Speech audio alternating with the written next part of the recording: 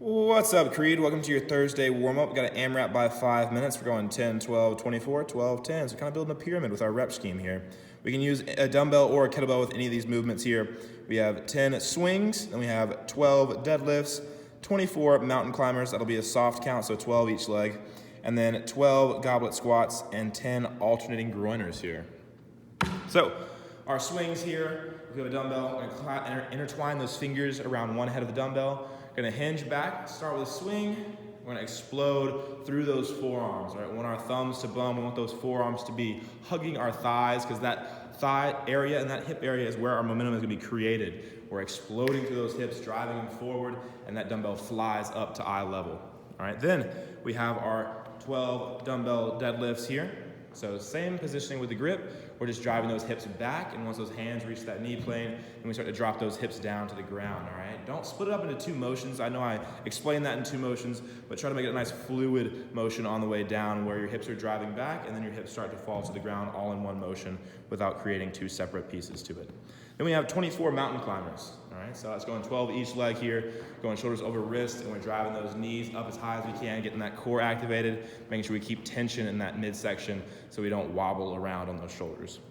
Then we have 12 goblet squats. So we're gonna hold our dumbbell in a goblet position right under that chin, vertical dumbbell, knees over toes, and we're driving those hips back and down here, keeping that chest nice and high. Don't let that weight pull you forward, all right? Sit down like you were sitting into a chair. Then we have 10 alternating groiners, so 5 on each leg. Gonna go into a lunge position here and have our hands on the inside of our ankle and knee. And then we're gonna hop and switch legs, and notice how her front foot lands nice and flat. Her back foot lands on her toe here. She holds for a second in between reps to get a stretch. If we need to, we can step a leg back and step a leg forward to take a little pressure off from that jump if we just don't have that much control yet. But try and work up to that hopping alternating groiner.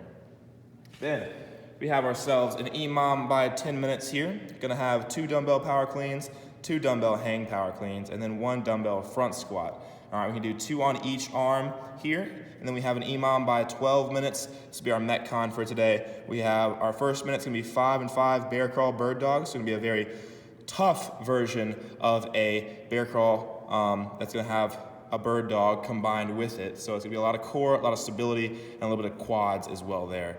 Then minute 2, we're gonna have 10 squat rotations. We're gonna have minute 3, we'll have 45 seconds of a cardio sprint, and then minute 4, we have 50 bicycle crunches, which will be a soft count. So we're looking to get some rest during those bicycle crunches, all right? Trying to knock out all 50 as quick as we can.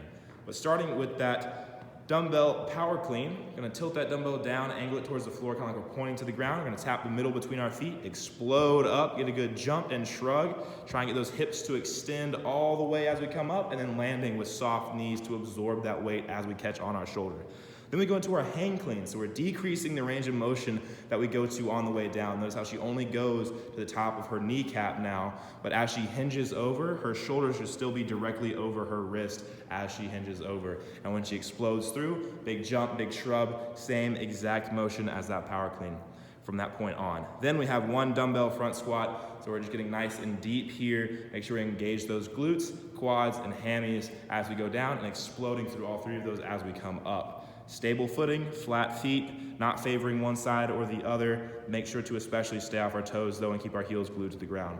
Then our EMOM by 12 minutes for our Metcon here.